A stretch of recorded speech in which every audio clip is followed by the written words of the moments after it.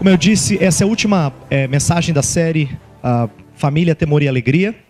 E eu gostaria que fechar de maneira simples, mas recordando algumas coisas que a gente tem trabalhado, até porque o texto no qual a gente se baseou para essa série, ele repete, ele contempla as bênçãos. Então eu vou ler os versos 4 a 6, que é a segunda metade do Salmo 128, que a gente vai fechar com essa parte final do Salmo. Diz assim: assim será abençoado o homem que teme o Senhor. Que o Senhor o abençoe desde Sião, para que você veja a prosperidade de Jerusalém todos os dias da sua vida, e veja os filhos dos seus filhos, haja paz em Israel. O que eu tenho dito nos últimos domingos, é que quando eu intitulei Família, Temor e Alegria, temor tem duplo sentido. Temor pode ser entendido no sentido de apreensão. Todos nós, quando tratamos de família, às vezes temos essa impressão de que família é um assunto tão delicado, né? A gente sempre lamenta tanto quando alguma coisa não vai bem na família. Seja saúde, seja relacionamento, seja desemprego, não importa. A família fica abalada. E se a coisa não vai bem na família, você se sente desestruturado em outras áreas da sua vida. Esse é um assunto importante por isso. Então, a família é assunto que às vezes levanta um certo temor, uma certa apreensão. Mas a palavra temor na Bíblia tem a ver com reverência. Então eu quis usar a palavra temor de propósito, porque temor tem duplo sentido. É tanto motivo de uma certa apreensão quanto de dependência de Deus, né? Então família deveria ser motivo de temor, reverência a Deus, confiança em Deus e alegria. E é por isso, e alegria tem tudo a ver com esse salmo.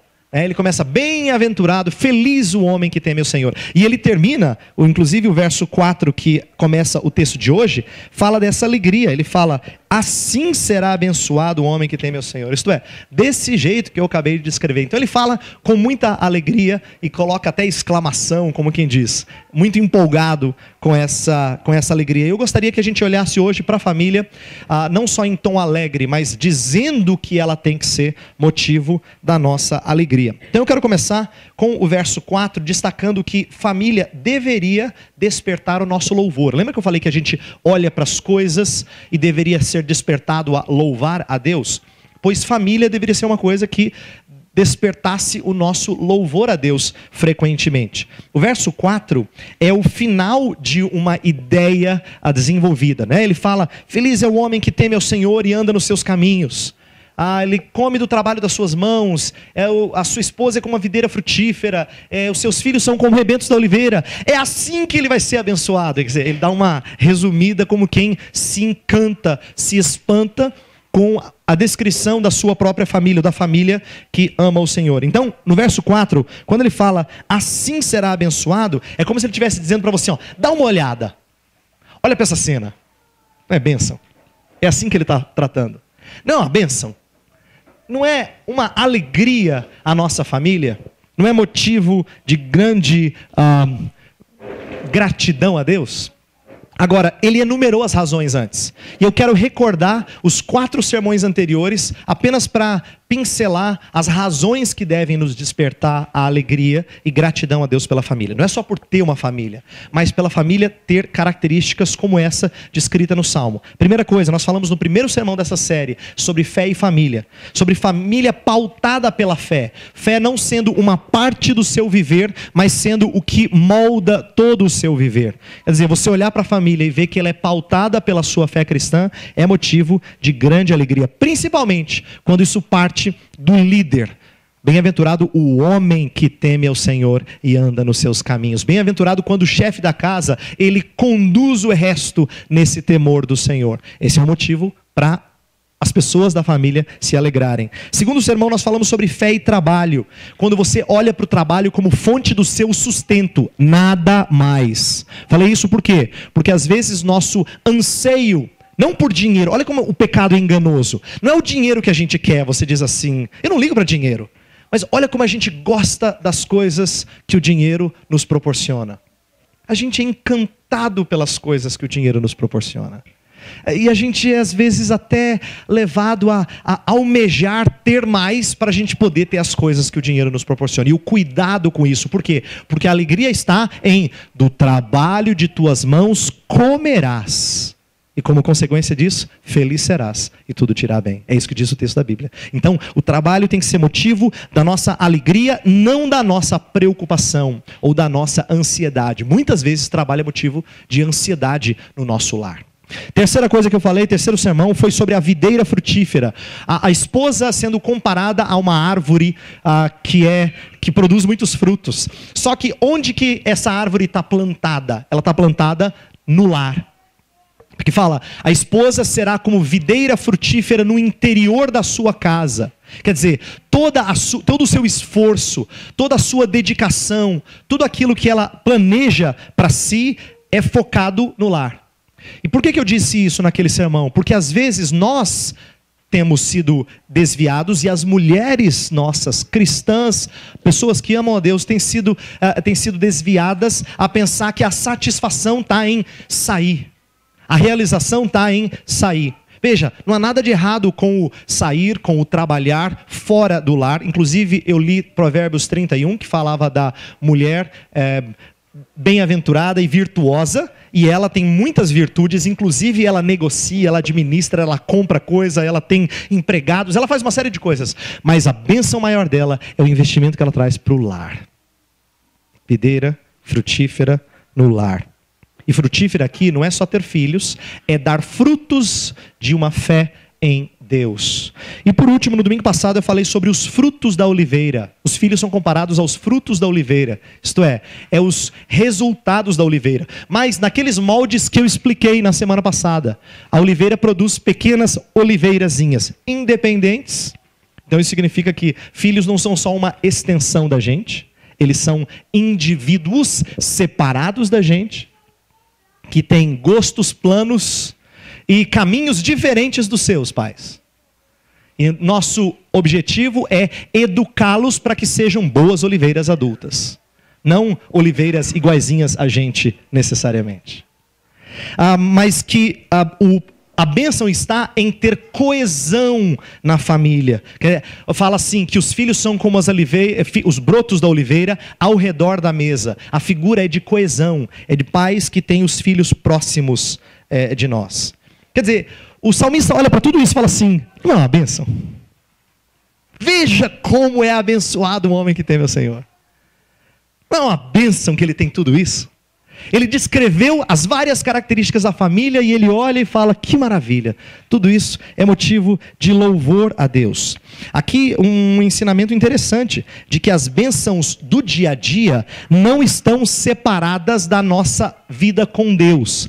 Elas são decorrentes da nossa vida com Deus. Isto é, quando a gente está bem com Deus, a gente tem bênção com respeito a trabalho, com respeito a cônjuge, com respeito a filhos. Conforme o Salmo descreve, nós somos levados a louvar ao Senhor por essas bênçãos. Gratidão pela família é uma evidência de submissão ao Senhor. Isto é, pensa bem, se você é uma pessoa dedicada à sua família, está aí uma coisa na qual tem a sua mão, a sua participação. Mas quando você fala assim, Senhor, obrigado, é porque você sabe que não foi a sua mão. É uma evidência de que a sua família é uma alegria para você a despeito de você. A sua família é uma alegria para você a despeito de você. Mesmo com a sua incompetência, com o seu pecado, com as suas falhas, se o Senhor não edificar a casa, em vão trabalham os que a edificam. Por isso que esse salmo louva o Senhor.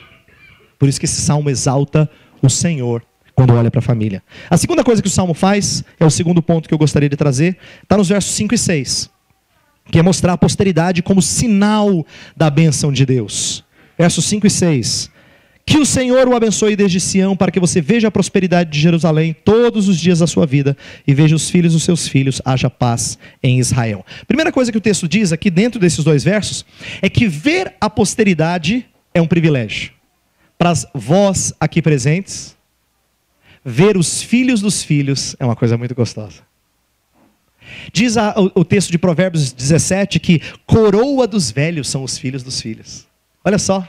Ver os filhos dos filhos é como se você estivesse sendo coroado. É a sua honra, é a sua glória. É aquilo para o qual as pessoas têm motivo de grande alegria. Então, ver a posteridade é um privilégio, é uma bênção. E olha que interessante a conexão com o quinto mandamento. O quinto mandamento, não sei se vocês lembram, é aquele que fala: honra teu pai e tua mãe. Mas o texto continua como uma promessa: para que sejam longos os seus dias aqui na terra. Quando você investe na família, espiritualmente falando, Deus fala que tem retorno. Honra o pai e mãe, para que você seja recompensado no que diz respeito à família. A conexão é de quem honra a família tem bênçãos na família, tem bênçãos familiares. Por isso que o homem que teme ao Senhor, ele tem o privilégio de ver algumas coisas caminhando bem na sua família. E ele tem alegria nisso. Então, guarde isso, da conexão entre investimento, entre semear e colher bênçãos na família. Só que ver a posteridade, isto é, ver os netos, ver os filhos dos filhos, é uma bênção subjetiva. Alguém poderia dizer assim: mas e quem não tem? Será que não é abençoado? Ou será que a pessoa que teve neto, mas não conseguiu ver, faleceu, será que não é abençoado? O texto não está dizendo isso. Ver os filhos dos filhos é uma bênção. Mas eu quero que você entenda que ela é só uma bênção subjetiva. Tem uma bênção que é objetiva, que é o fato de continuar, o povo de Deus continuar procriando, produzindo, reproduzindo, para que continuem filhos dos filhos, dos filhos dos filhos. Em outras palavras, a própria posteridade é a bênção. Por quê? Porque Deus falou que seria o Deus nosso e da nossa descendência. Então, quando você vê o povo de Deus nunca sendo exterminado, isto é, sempre gerando filhos e filhos e filhos, Deus está cumprindo a sua promessa. A promessa feita na sua aliança. Desde os dias de Abraão, ele já tinha prometido que seria o Deus dele e da sua descendência. E hoje, milhares de anos depois, Deus continua salvando famílias. Dá uma olhada ao seu redor. Veja a diversidade de idades que a gente tem aqui. Nós não somos uma igreja de jovens, ou de velhos, ou de crianças, ou de jovens casais, ou disso ou daquilo. Nós somos uma igreja com faixas etárias diferentes, porque Deus salva famílias. Isso é muito bom. Isso é muito bom. A gente ter o privilégio de ver o cuidado de Deus, a bênção de Deus, trazendo alegria às nossas vidas. A posteridade está relacionada agora a saúde da igreja. Deixa eu falar isso, que esse é um ponto importante e eu quero fechar com isso. O texto fala, dá uma olhadinha no texto bíblico, fala assim, verso 5, que o Senhor abençoe desde Sião para que você veja a prosperidade de Jerusalém. Aí no verso 6 fala, e veja os filhos dos seus filhos. Tem um paralelo, veja, veja. Qual é o paralelo? O paralelo é entre a prosperidade de Jerusalém e os filhos dos filhos. Significa que o salmista está comparando família com igreja. E está estabelecendo que a saúde de uma igreja está relacionada à saúde das suas famílias. E esse é um ponto que eu gostaria de destacar aqui. A Escritura tem momentos em que ela fala da importância das famílias estarem bem. Por exemplo, Salmo 108 fala assim: o que ouvimos e aprendemos, o que nos contaram nossos pais, não encobriremos aos seus filhos, contaremos à geração vindoura, aos louvores do Senhor, o seu poder, as coisas que Ele fez, para que não caiam no pecado dos seus pais. Vem a continuidade do texto. Em outras palavras, se você não teve o privilégio de ser educado, se você adulto não teve o privilégio de ser educado bem nos caminhos do Senhor, você vai dizer assim: eu não vou repetir esse erro com os meus filhos. Para que não venha a incorrer no pecado de seus pais. Senhor, me livra de cometer esse erro. Me ajude a passar à próxima geração. Se você já passou da época em que você educa filhos, mas você tem netos, você vai dizer assim: eu vou me esforçar para que meus netos e os pequeninos da nossa família tenham esse tipo de orientação, de saúde. A força da igreja está em suas famílias. É como se o lar cristão fosse o microcosmo da igreja. Lá tem rebanho, tem sacerdote, um sentido assim veterotestamentário. Tem alguém que é líder, que é cabeça, tem um rebanhozinho para ser cuidado. Então, a família acaba sendo esse microcosmo. O plano de Deus é que haja uma parceria entre o lar e a igreja. E agora eu queria exortar aqui aos pais, homens e mulheres, principalmente os que têm filhos ainda consigo. Você tem pensado na sua família como sendo o primeiro lugar onde você faz discípulo? Jesus Cristo disse que a obrigação da igreja é fazer discípulo de todas as nações. E tem gente que se esquece que você começa no lar. Esses pequeninos que estão entre nós tinham que ser discípulos de Cristo Jesus. E quem é que os discipula? Você. Ah, pastor, mas eu não tenho filhos. A Bíblia fala de você ter filhos na fé. Paulo, por exemplo, considerava Timóteo um filho na fé. Paulo fala que era para as mulheres mais velhas ensinarem as mais novas como se portar em relação à sua família. O texto fala de posteridade. Então, para todo mundo, tenha filhos biológicos ou não, a ideia de investir na próxima geração é obrigação nossa. E a gente tinha que ser zeloso para com a próxima geração. Para que entendêssemos que esse é o melhor termômetro da saúde da igreja. De que a próxima geração está bem firmada. Ela entende muito mais de Bíblia do que você na época dela. Isso tinha que ser um dos melhores termômetros de que a coisa vai bem e tem melhorado. Então, pense na possibilidade de estabelecer certas coisas em casa. Eu sei que existem pais aqui que ainda não sabem o que é sentar com seu filho, ler a Bíblia e explicar para ele. Eu queria encorajar você a começar a fazer isso. A tirar momentos da sua semana. Ainda que não sejam muitos, comecem com poucos, mas momentos da sua semana em que você fala assim, filho, vamos aprender a falar com Deus em oração? Você fala, pastor, mas eu sei mais ou menos. Que bom, é mais do que seu filho. Ensine o seu filho um pouquinho que você sabe. E cresça, porque é sua obrigação fazer discípulos de Jesus. E o texto termina, na verdade, com uma oração, né? Que o Senhor o abençoe desde Sião, haja paz em Israel. Eu gostaria que a gente orasse pelas famílias. E eu vou convidar você a orar pelas famílias da nossa congregação. Por quê? Eu já tenho falado aqui frequentemente sobre o nosso anseio, o nosso desejo de nos transformar numa igreja independente. E isso vai acontecer de maneira sadia quando as famílias estiverem bem. Quando os pais trouxerem os filhos e os filhos estiverem aprendendo. Quando você gastar o domingo, pai, perguntando para o seu filho o que ele aprendeu na escola dominical e reforçando aquilo que ele ou ela aprendeu. Quando você gasta o domingo, esposa, conversando sobre o seu marido que foi falado na escola dominical e mastigando um pouco do que tem sido aprendido aqui. Quando vocês passam o domingo pensando em quem mais poderia ouvir o que tem sido falado aqui e fazendo planos para aproximá-los da casa do Senhor. Essa é uma maneira boa da gente orar e interceder por famílias que estão aqui e que um dia virão. Eu gostaria de convidar você a fechar seus olhos e nós vamos orar a Deus intercedendo pelas nossas famílias.